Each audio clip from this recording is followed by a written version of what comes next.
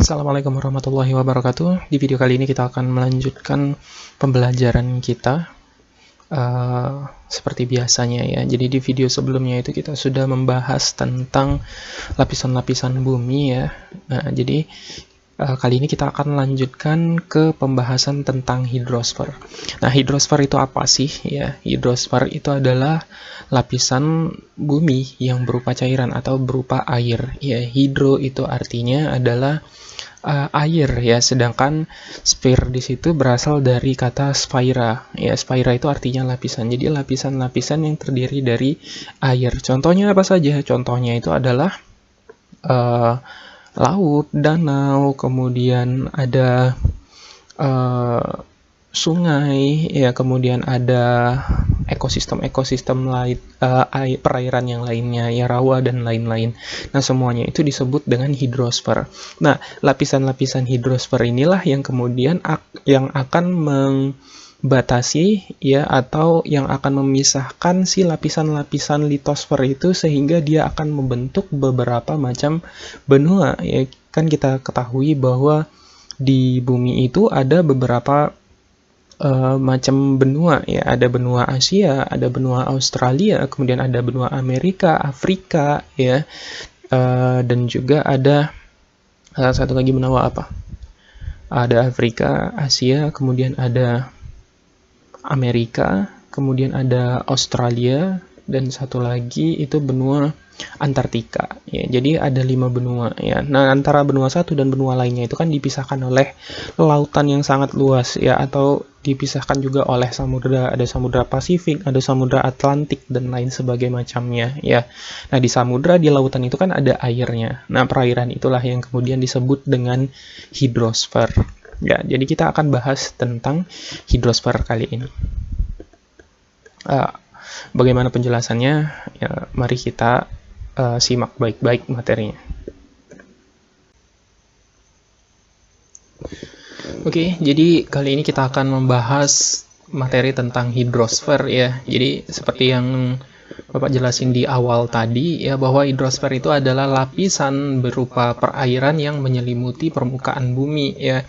Jadi kalau misalkan kita lihat pada peta dunia ya, nah, peta dunia itu kan banyak yang warna biru-birunya kayak gini. Ya, itu menandakan bahwa sebagian besar dari permukaan bumi itu tertutupi oleh samudra, oleh lautan atau oleh perairan. Ya, jadi bisa dibilang ya sekitar 70% dari bagian bumi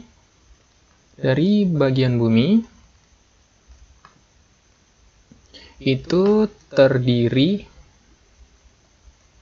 dari perairan. Ya, jadi luas permukaan yang berupa perairan atau samudra itu justru lebih besar daripada permukaan daratannya ya. Nah, kenapa sih seperti itu ya? Nah, ini berkaitan dengan peran dari si air itu sendiri ya. Jadi air itu sebenarnya punya peran yang sangat penting sekali bagi kehidupan makhluk-makhluk yang ada di permukaan bumi ya.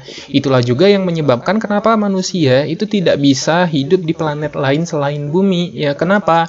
Karena itu tadi, di planet-planet lain itu tidak bisa ditemukan air. Kalaupun ada ditemukan air, ya jumlahnya itu sangat sedikit atau kelewat banyak. Ya, contohnya itu di planet lain ada yang sebagian besar daerahnya itu terdiri dari perairan, tapi tidak ada daratan di situ. Ya, jadi meskipun di situ ada perairan, tapi tidak ada daratan, ya sama saja bohong. Ya, tidak bisa juga ditinggali oleh manusia ya, karena kalau misalkan semuanya perairan, di mana manusia mau tinggal ya. Selain itu juga atmosfernya juga tidak sesuai, tidak seperti layaknya bumi ya. Jadi air itu adalah salah satu komponen yang sangat penting sekali bagi kehidupan makhluk hidup ya. Nah, sekarang yang akan kita bahas selanjutnya itu adalah peran dari si air itu sendiri untuk apa ya. Jadi peran air, peranan air ya. Nah, sebenarnya yang membuat air itu menjadi sangat penting sekali bagi kehidupan makhluk hidup yang ada di bumi itu setidaknya ada 2 peranan yang membuatnya jadi sangat vital sekali ya. Yang pertama itu adalah bahwa air itu dapat digunakan sebagai bahan baku fotosintesis yang dilakukan oleh tumbuh-tumbuhan. Jadi yang pertama, peranan air itu adalah untuk melakukan fotosintesis. Ya, jadi fotosintesis ini dilakukan oleh organisme berupa tumbuhan. Ya, tumbuhan itu kan dapat berperan sebagai produsen di dalam rantai makanan. Ya, produsen itu fungsinya untuk apa? Untuk membentuk cadangan makanan yang berupa karbohidrat. Ya, jadi fotosintesis itu sebenarnya ini sudah dijelasin juga di bab-bab sebelumnya ketika kita bahas bab tentang tumbuhan, ya, bahwa tumbuhan itu dapat melakukan fotosintesis dengan menggunakan beberapa bahan baku. Bahan bakunya itu berupa karbon dioksida, ya, plus H2O. Ya, kemudian karbon dioksida dan H2O-nya ini tadi akan diubah menjadi cadangan makanan berupa C6, H12O6 plus O2 plus H2O, ya. CO2 di sini adalah karbon dioksida, ya. Kemudian H2O di sini adalah air, ya.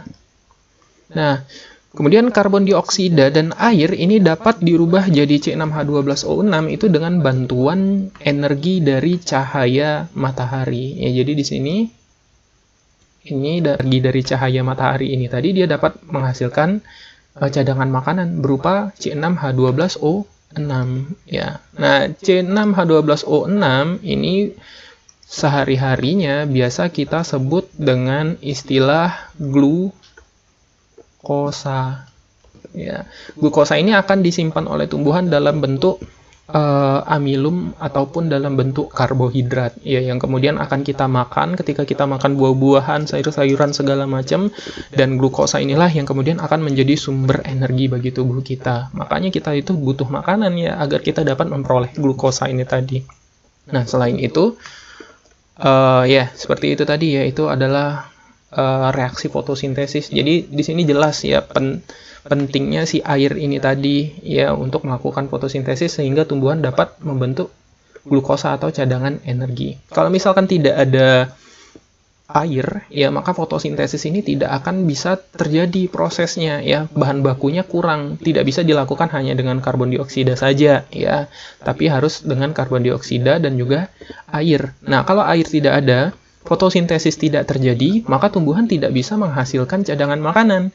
Kalau cadangan makanan tidak dihasilkan, maka energi yang ada di dalam rantai makanan itu bakalan terputus. Ya, kalau produsennya itu tidak menghasilkan makanan, konsumen satunya sudah pasti akan mati. Begitu juga dengan konsumen 2, 3, dan seterusnya. Maka seluruh makhluk hidup yang ada di bumi itu pasti akan mati. Ya, kenapa? Karena tidak ada sumber energi yang dihasilkan oleh produsen berupa tumbuh-tumbuhan ini tadi.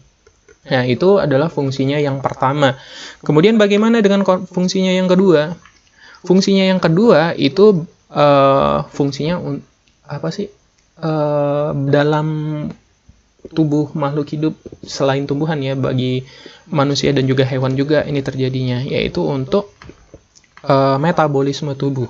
Jadi di sini fungsinya yang kedua itu adalah untuk metabolisme tubuh, ya.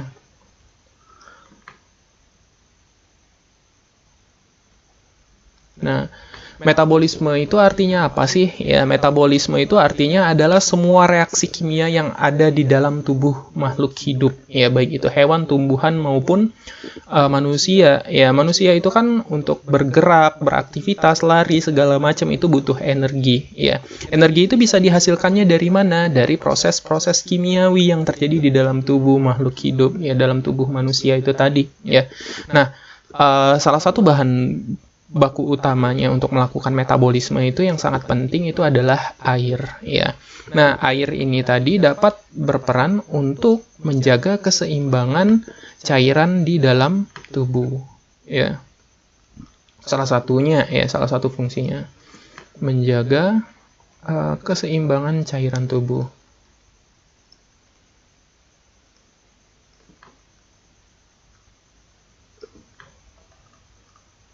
Atau biasa disebut juga berperan dalam homeostasis, ya.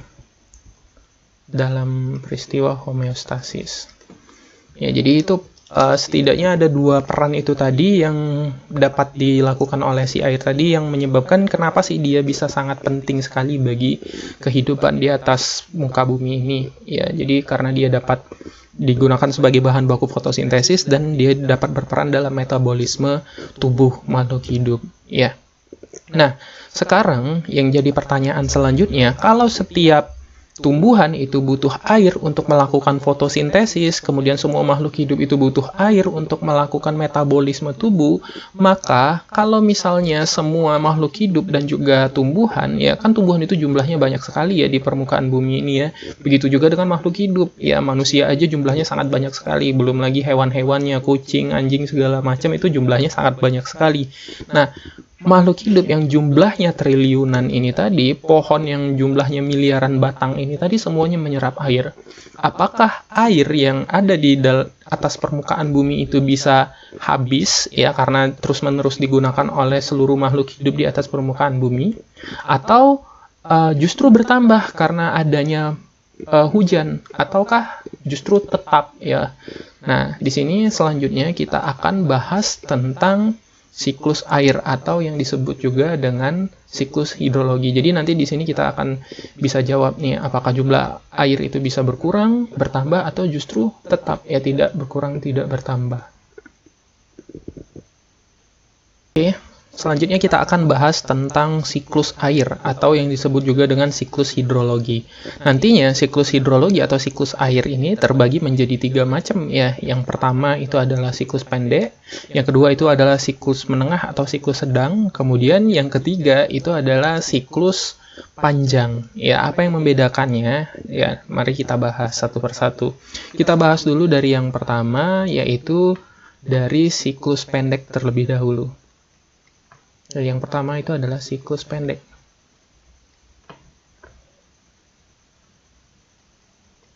Nah, jadi di dalam permukaan bumi itu kan ada yang namanya topografi atau bentuk permukaannya. Nah, berdasarkan topografinya itu kan ada permukaan bumi yang berupa perairan atau berupa lautan, kemudian ada daratan, kemudian ada dataran tinggi berupa pegunungan. Ya, jadi di sini ada lautan. Kemudian di sini ada daratan. Kemudian di sini ada pegunungan.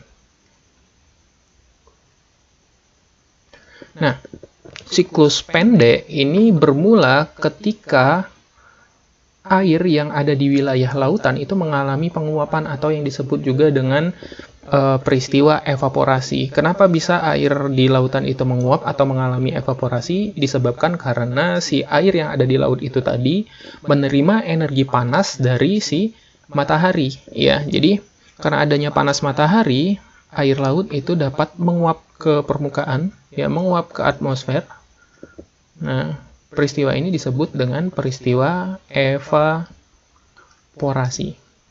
atau menguap. Nah, jadi ketika air laut itu menguap, dia akan berubah bentuknya menjadi bentuk gas ya. Nah, jadi ketika gas-gas air itu menguap ke atmosfer, maka di atmosfer tadi, uap-uap air tadi akan mengalami pemadatan atau proses pengumbunan ya yang dinamakan dengan proses kondensasi. Nah, ketika uap-uap air itu tadi memadat ya, mengalami kondensasi, mengalami proses pengumbunan, maka akan terbentuklah yang namanya awan.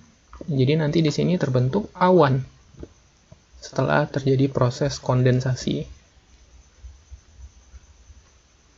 Ya, sini kita tulis kondensasi, ya pemadatan gas-gas uap air tadi. Nah, kemudian setelah terbentuk awan dari proses kondensasi tadi, kemudian awannya itu tadi akan mengalami pergerakan. Disebabkan karena apa? Disebabkan karena si awannya tadi tertiup oleh angin laut. Ya, jadi dari sini dia akan berpindah ke sini. Si awannya tadi. Ya, dia berpindah.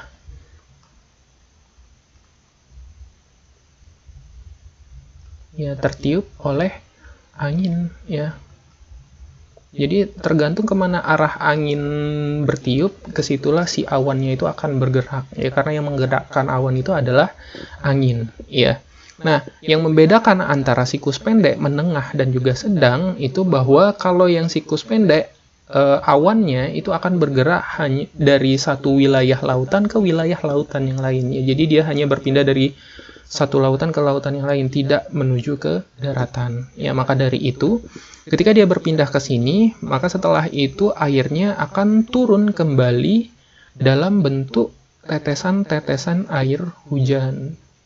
Nah, ketika dia turun kembali dalam bentuk tetesan-tetesan air hujan, ya, maka airnya kembali lagi ke lautan. Ya, jadi kalau di siklus pendek itu dari laut menguap ke atmosfer, kemudian bergerak ke arah lain, kembali lagi ke laut. Ya, jadi itu simpelnya untuk yang siklus pendek.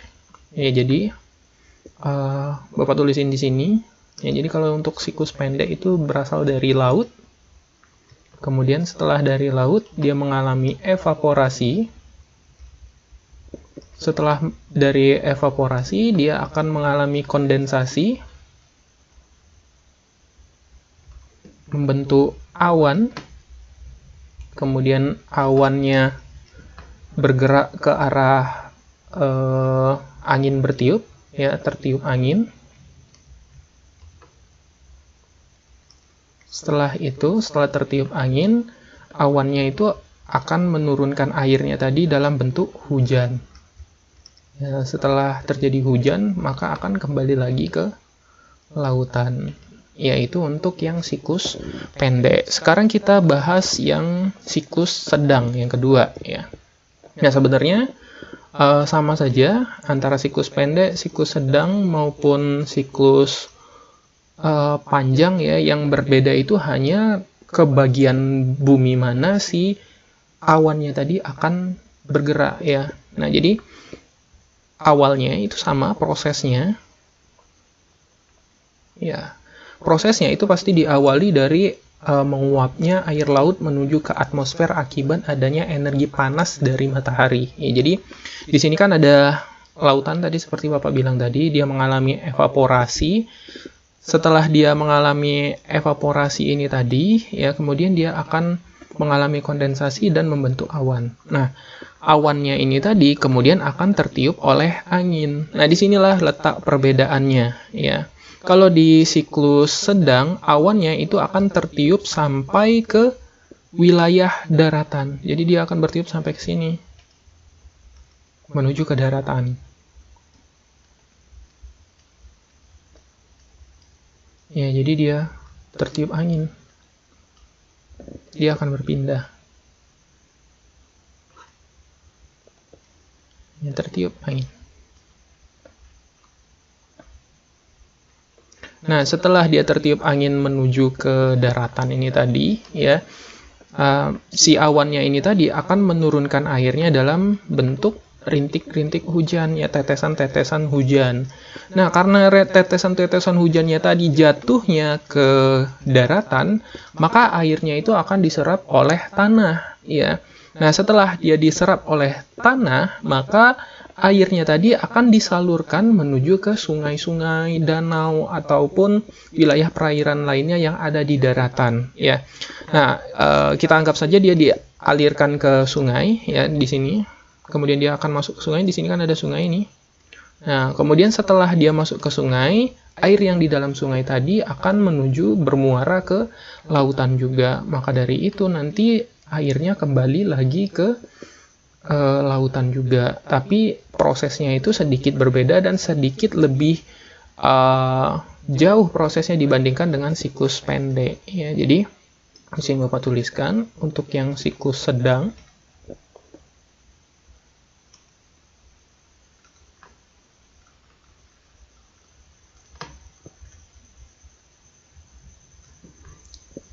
Nah, ini siklus sedang.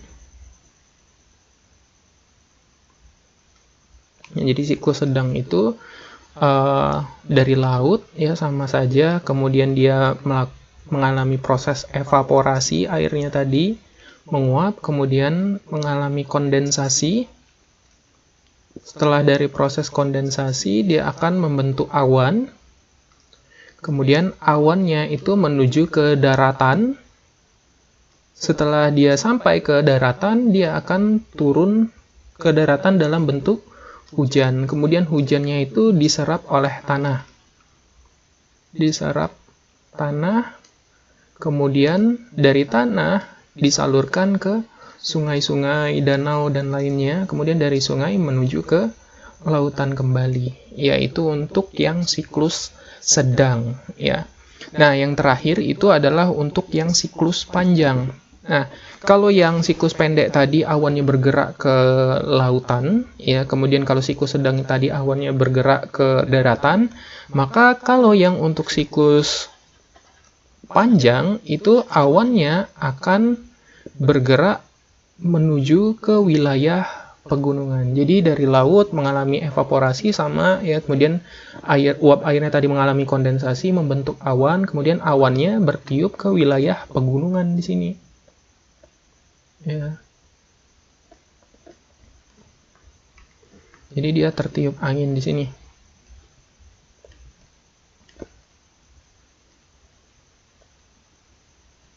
Nah, sekarang yang membedakannya antara siklus panjang dan siklus pendek selanjutnya itu, kalau yang siklus panjang dan siklus pendek tadi, air yang ada di awan tadi langsung turun dalam bentuk hujan, tapi berbeda dengan yang siklus panjang.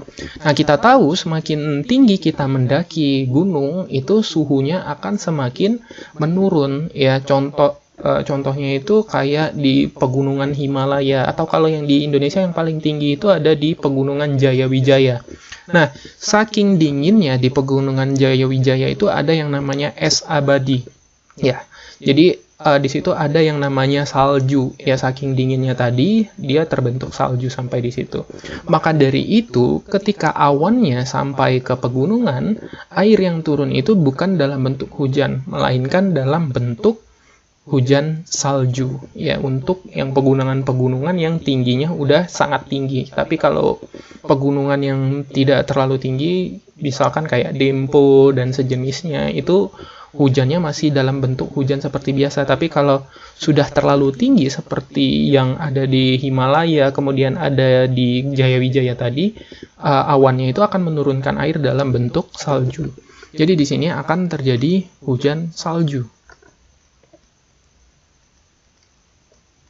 Nah, kemudian salju yang turun di atas permukaan gunung ini tadi, ya, itu akan membentuk gletser. Ya, gletser itu bisa dikatakan juga sebagai salah satu sumber air di pegunungan. Nah, kemudian air yang di pegunungan itu tadi akan turun ke lembah, ya. Nah, setelah turun ke lembah dia akan mencapai ke dataran rendah, ya, ke daratan. Kemudian di daratan diserap oleh tanah airnya tadi. Dari tanah masuklah ke sungai, dari sungai kemudian kembali lagi ke lautan. Ya, jadi itu urutannya untuk yang siklus panjang. Ya. Maka dari itu namanya siklus panjang karena urutan pergerakan airnya, siklus airnya itu lebih panjang dibandingkan dua siklus yang lainnya. Jadi pertama itu dari laut, kemudian dari laut menuju ke